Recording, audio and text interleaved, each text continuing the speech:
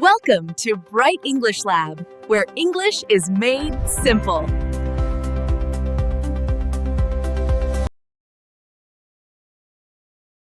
Welcome to Bright English Lab.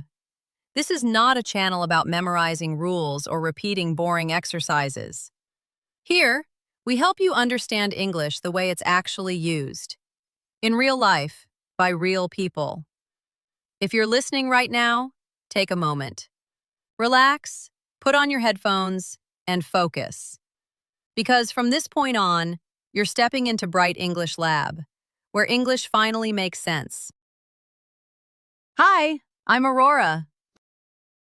And I'm Elias. Today, we're talking about practical English for daily life. We're going to cover common scenarios like shopping, ordering food, and asking for help. Oh, I love this topic.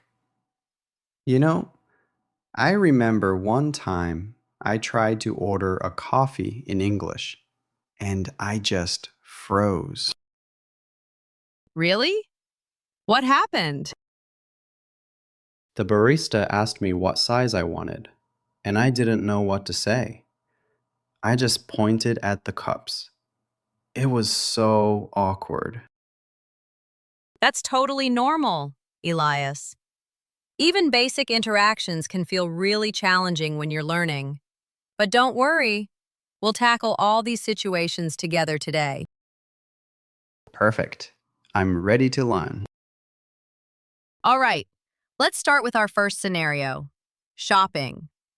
Imagine you walk into a shop and you need to find something specific. How do you start? Do I just say what I want? You can, but it's even better to use polite phrases. For example, you can say, "I'm looking for a blue shirt," or "Do you have any sneakers?" Oh, I like that. What if I want a specific size or color? Great question. You can ask, "Do you have this in medium?" Or, "Do you have this in red?" It's clear and polite. What about materials? Like if I want cotton or leather? Same pattern.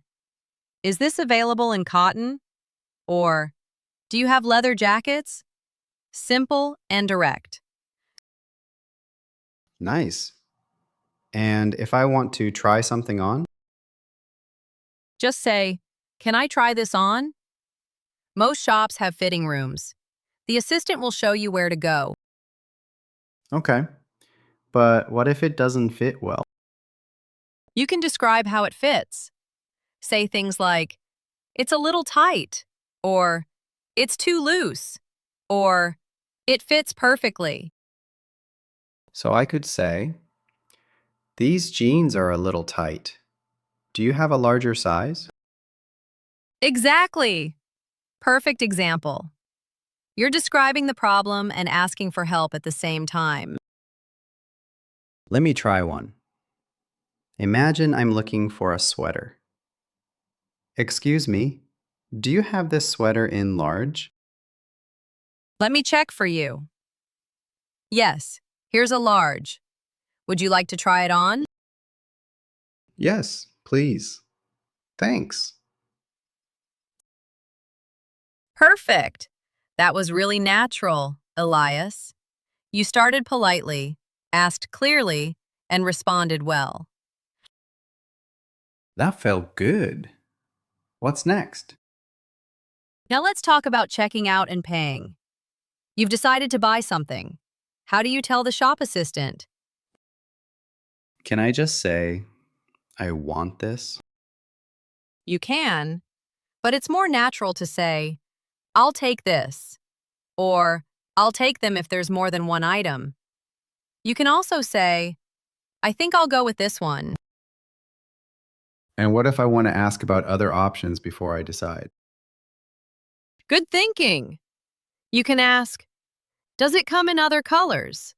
Or, "Is this available in different styles?" Okay. And when I'm ready to pay, how do I ask the price? You can say, "How much is it?" or "What's the total?" Both are common and polite. What questions will the cashier ask me? They might ask, "Do you want a bag?" or "Do you need a receipt?" Sometimes they ask, "Would you like a case?" if you're buying electronics. How do I answer those? Just say, "Yes, please," or "No, thank you." Simple and clear.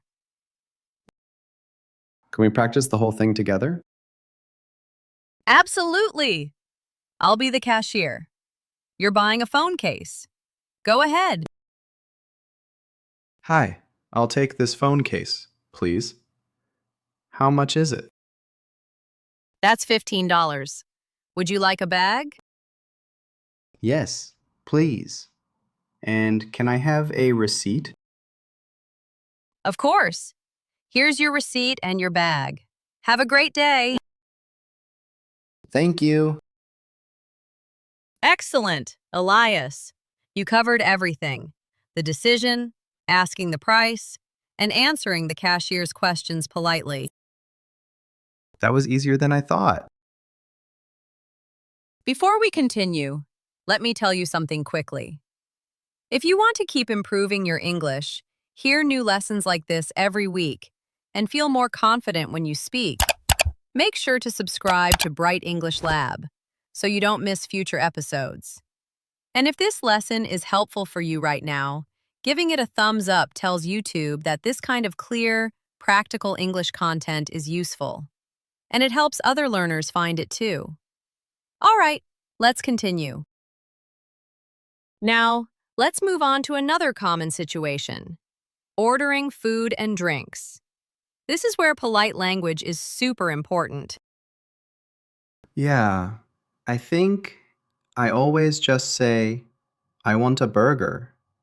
Is that okay? It's understandable, but it can sound a bit direct. Try saying, "Can I get a burger?" or "I'd like a burger, please." Much softer. Oh, I see. What if they ask me a question, like which kind I want? They might say, "Which combo would you like? Original, spicy, or crispy?" You just answer clearly, "I'll try the spicy one," or "I'll go with the original, please." What if I don't know what to choose? You can ask for help. Say, "What do you recommend?" People love to share their favorites. Nice. And what about specifying size or details, like no onions or extra cheese? You add those details right in your order. For example, "Can I get a large pizza with extra cheese?" Or, "I'd like a salad. No onions, please." What if they ask, anything else? If you want something more, just say, "One chocolate cake, please," or "A bottle of water, please." If you're done, say, "No, that's all. Thank you." Okay, let me try a coffee shop order. It's tricky. Go for it. I'm the barista. Hi, can I get a large latte with oat milk? No sugar, please? To go? Sure. Anything else? One blueberry muffin, please. Perfect. That'll be $8.50. Great, thank you. That was fantastic. Elias, you were clear, polite, included all the details, and responded naturally to my question.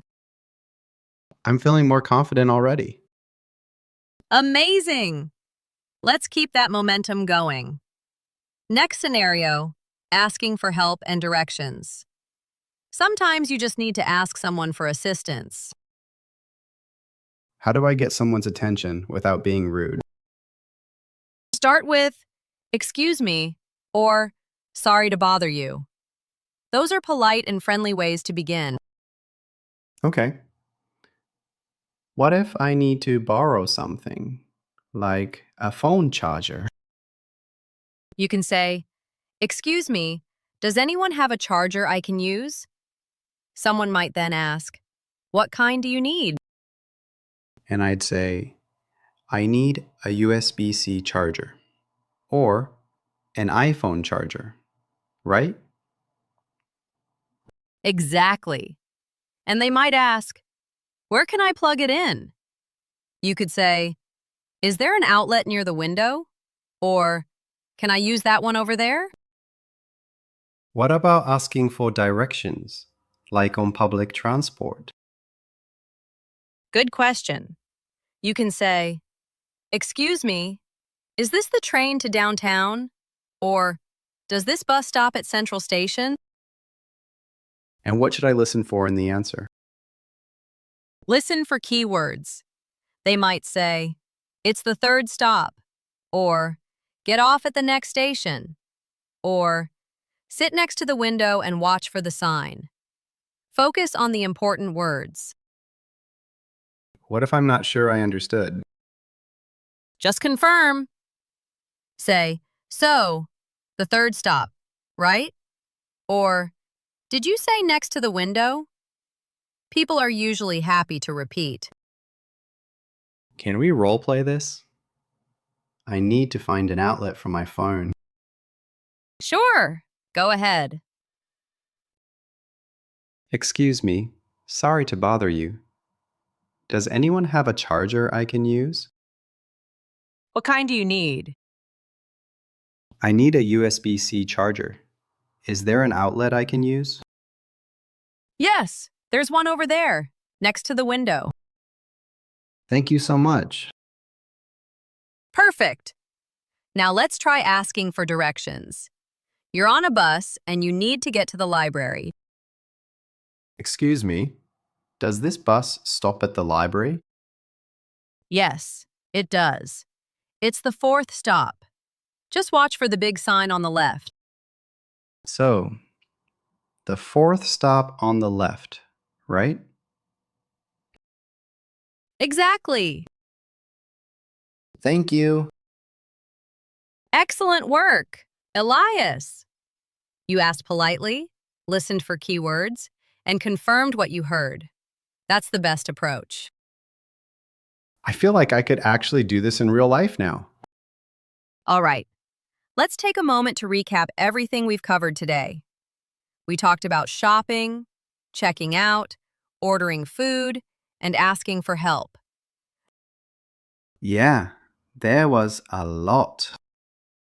The key is to always use polite openers, like, excuse me, or can I get? Have specific vocabulary ready for each situation. Sizes, colors, flavors, directions. And listening carefully to what people ask us, right? Absolutely! Listen for keywords in their responses. And don't be afraid to confirm if you're not sure. What's your biggest takeaway today, Elias? I think it's that these small phrases really matter. If I practice them, I won't freeze up like I did at the coffee shop. It gives me confidence. That's exactly right. Confidence comes from preparation and practice. And remember, everyone makes mistakes when they're learning. That's totally normal and actually necessary. I'm definitely going to try these phrases out this week. I'm so glad to hear that. The best way to improve is to use what you've learned in real situations, even if it feels a little scary at first. Totally. I feel ready now. Thanks so much for joining us today, everyone. If you found this helpful, make sure to subscribe to Bright English Lab for more practical lessons every week.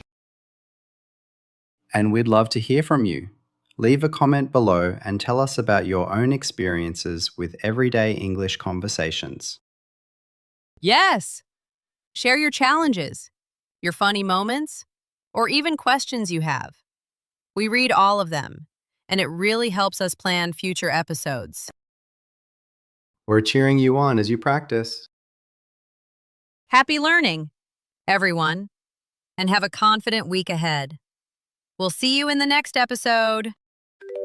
See you next time.